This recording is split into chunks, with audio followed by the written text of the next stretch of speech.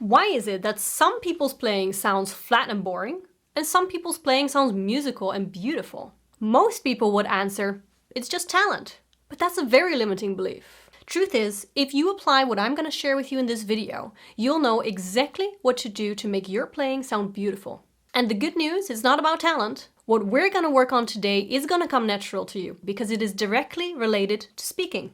So let's get to work. So the secret to beautiful playing is phrasing. And that sounds really complicated, but it's actually not. Before we can understand what phrasing means, we have to first know what is a phrase. And a phrase is nothing more than a musical sentence. Language is built in sentences, and music is built in phrases. And when we talk about phrasing, what we mean is how we shape a musical sentence. So let's take a look at that now in a piece of music. But before I do that, I just wanted to tell you about my new course. It's called Effortless Technique. It's not finished yet, but that actually means that you can get it now lifetime access for a special price. So if you're interested, check that out down below. Let's take a look at phrasing in a piece of music. So if you want to understand how to make your playing more beautiful, the first step we're going to do is we're going to take a look what is one phrase in the piece that you're practicing. For example, if I take a look at this piece, what I'm going to do is I'm going to play it and I'm going to look at where I think it would be the end of a sentence.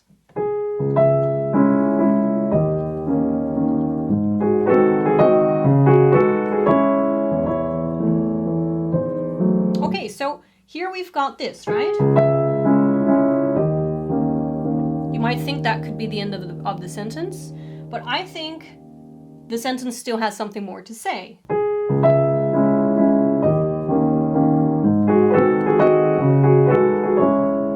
Here is where I feel something new is coming, something else you want to say. So I think that is the next phrase. In other words, the first phrase for me would be the first 4 bars. Not yet. And the second phrase starts here for me. Now let me explain why I was talking about this is not about talent. For example, if you do it wrong, don't be afraid. There's not a lot of things that you can do wrong. If you said, for example, I think the first phrase is the first 2 bars, right?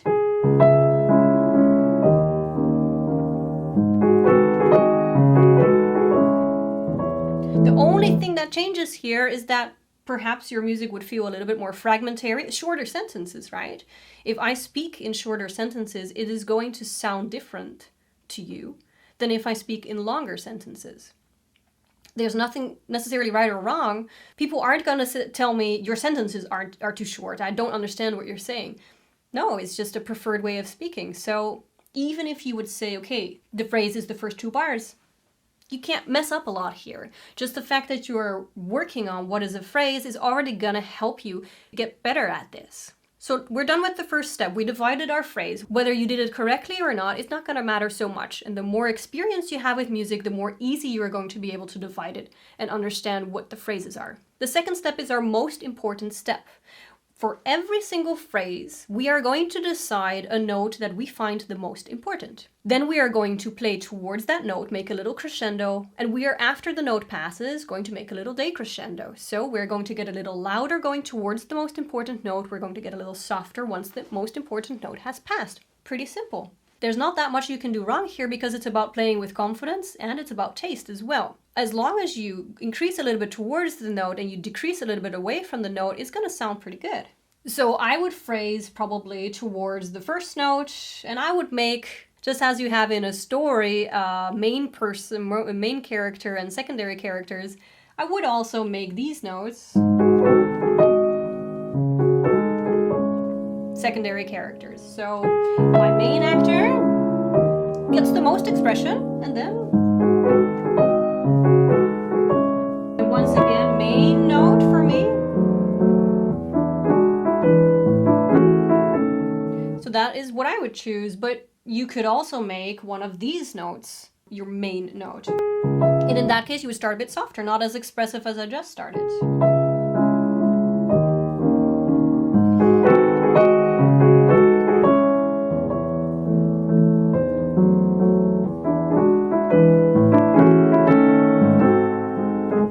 take a look at a slightly different piece, which will have a different phrase. So we just saw our first piece having a phrase of 4 bars. Let's take a look at this one.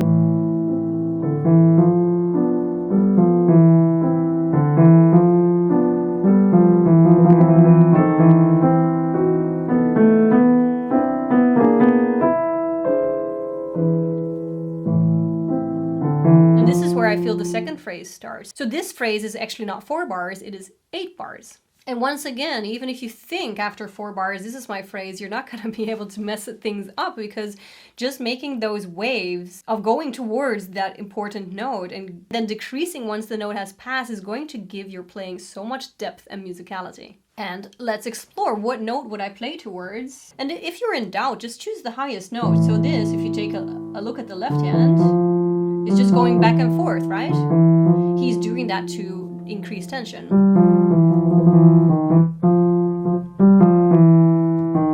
Getting higher. That's where we want to go. That's clearly where Chopin wants to go. So when in doubt, just go towards the highest note of the phrase. But once again, very often, being creative would even be more fun and make the music more alive. It's not about the right way to do it. It's about that you phrase. The fact that you are phrasing, choosing important notes, playing towards them and decreasing after they've gone, that already will make your music sound alive and interesting to listen to. And that is the exact process.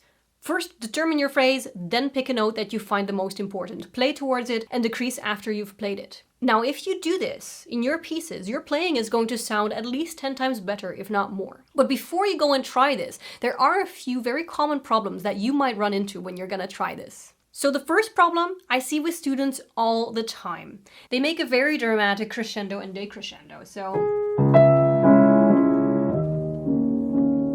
remember, my main note was the first note, right? They do this, and it has no connection. So the thing is, that phrasing is more subtle. Just like you wouldn't increase the drama of a story in one single sentence, you also shouldn't try to make huge differences between forte and piano. So I said crescendo towards the most important note, decrescendo after the important note. For myself, I think more in exciting and relaxation, or tension and relaxation. The bigger crescendos and decrescendos you do on a more larger scale to increase the tension and drama of a piece. That doesn't mean that you shouldn't exaggerate sometimes when you practice. One of the quickest ways to learn something is to exaggerate something because it gives a stronger signal to your brain. So my advice, exaggerate it in the beginning and then start to tone it down, record yourself and listen back to the version that you think is the most beautiful, and stay there. The second problem that a lot of students run into is overwhelmment. Most students, once they hear that this is actually what professional pianists do, they cannot believe it because it is so much work. And yes, it is a lot of work, especially in the beginning. And when I taught myself what phrasing was, I used to do this for every single phrase in a piece. And some of these pieces were like 20 minutes long, so you can imagine how much work that is. But the thing is, it's not going to stay that way. Because I marked every single phrase in the scores and every single note that I wanted to phrase towards, I got more and more skilled, this became more and more integrated, and now I'm doing it much more automatic and flexible. So yes, you might have to analyze a couple of pieces before this starts getting a part of you, but it's going to be worth it. And if you're still feeling overwhelmed, just start with trying your phrasing in a few key areas of the piece you're currently playing, and gradually work on your phrasing in this way to get better at it over time. Thank you so much for watching. If you have any questions, just ask them down below. See you next week.